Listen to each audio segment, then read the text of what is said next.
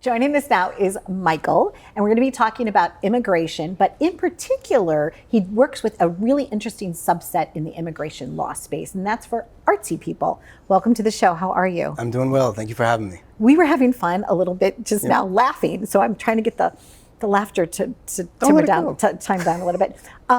You work with tattoos also, so let's talk about that. Let's talk about the art. Sure. So I represent tattoo artists from around the world. They're all award-winning tattoo artists from Venezuela to Colombia to Russia to all over. And whenever they have an issue or whenever they want to come into the States to work for a protracted period of time, they need a work visa. Okay. We have a very complicated, onerous immigration system. I think everybody kind of understands that somewhat. But specifically for artists, it's very nuanced. And so in that regard, what I do is I come in and I basically act as their cheerleader, their biographer. I distill down what they do for immigration so that immigration understands this tattoo artist is really an extraordinary individual. They're amazing at what they do.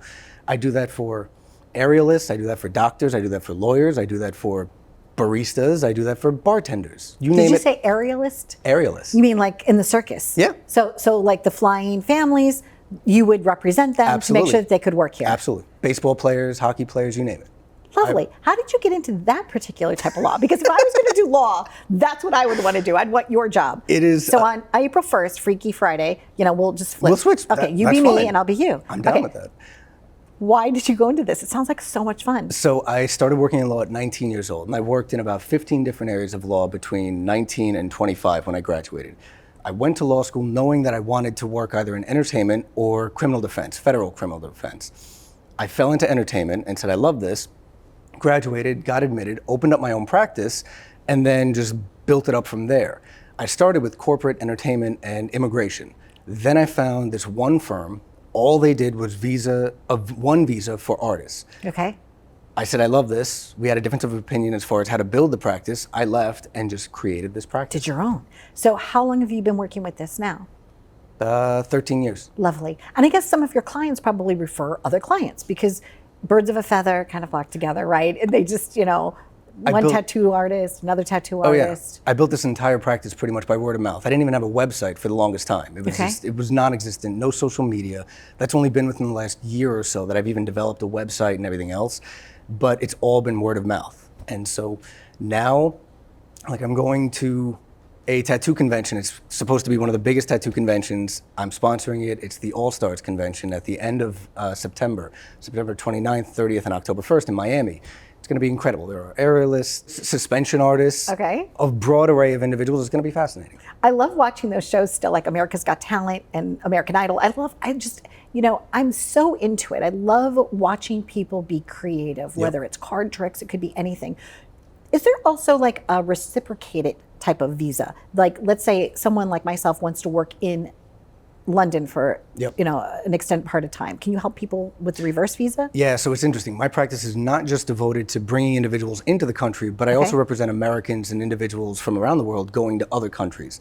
So if you have a tour, or if you say wanted to do the show overseas in London, there's a global talent visa that operates out of London, the UK, that can be obtained. I have contacts in a variety of different countries where I coordinate and act as their outside counsel. That's so exciting. What's one piece of memorabilia that a client has given you that you cherish? Do you have a poster or anything cool? There's one family. It's fascinating. It's a really good question. Obviously, you do what you do. It's a fantastic question. It's a really good question. Hey, Michael, you want to pat me on the back a little bit more? If that's allowed, fine. But that's a fantastic question. No one's ever asked me that before. Okay. So it's great. I love it. Because this one family, they were down to the wire with their son, who was about to age out of the visa option. And so instead, we were able to get him his visa 3 days before he aged out. That meant that he did not have to enlist in the army and the military and go off to potentially war in his country. They were so grateful of my being there that they took me out to lunch and everything else, but they gave me a watch, and I love watches. They gave me this really, really nice Longines watch, and I wear it just about every other day. I'm not wearing it today, but I wear it just about every other day. And it reminds you of them. It reminds me of them, and it's fantastic. Yeah. And the thing that I did for them was help them get here. And now they have this beautiful life. He's going to college, and they're growing and expanding. It's the American dream. And doing it with the proper paperwork, makes all the difference in the world. And that's why you have to do it, because you don't want to be somewhere and like something happens and then you get in trouble.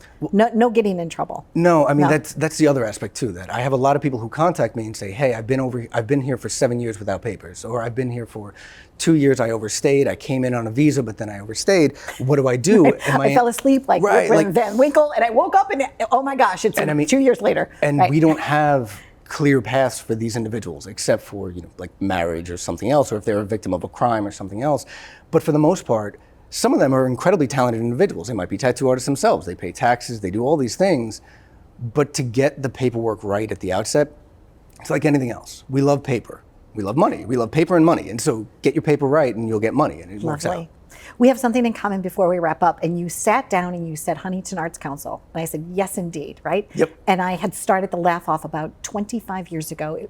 I said to them, we were going to be expecting 500 people. And they're like, yeah, whatever. Sure enough, we had 500 people. We raised $50,000 that first year.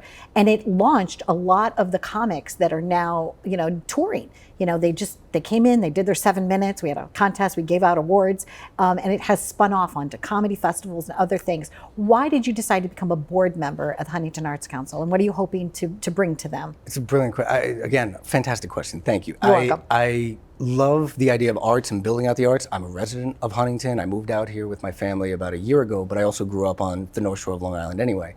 And I love the idea of helping artists. It's what I do. The nature of my practice is to help artists grow and develop and build out their practice. If I can do that in a localized atmosphere and really build out the Huntington Arts Council even more than it already is, amazing. That's what I want to do. I want to help artists and help the community. Makes sense to me. And are you yourself also an artist? I'm a musician. You are. What do you play? Guitar, trumpet, trombone, baritone. Oh, nice. Handful of things. I haven't played for years because I have two very, very intelligent children and a busy practice, but Yes. so I haven't had a chance to play too much, but they want me to. Okay, so 2 things I'm going to suggest to you. Sure. Right.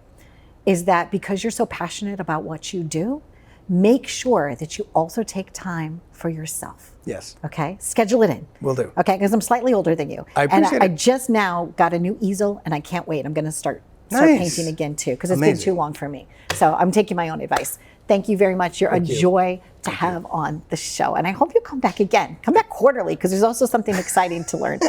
Stay tuned for more. If you are in this space or know someone that is, please reach out to him. Go to his website, which he now has, and see if you can make something happen, make some magic, make some art. Thanks for watching.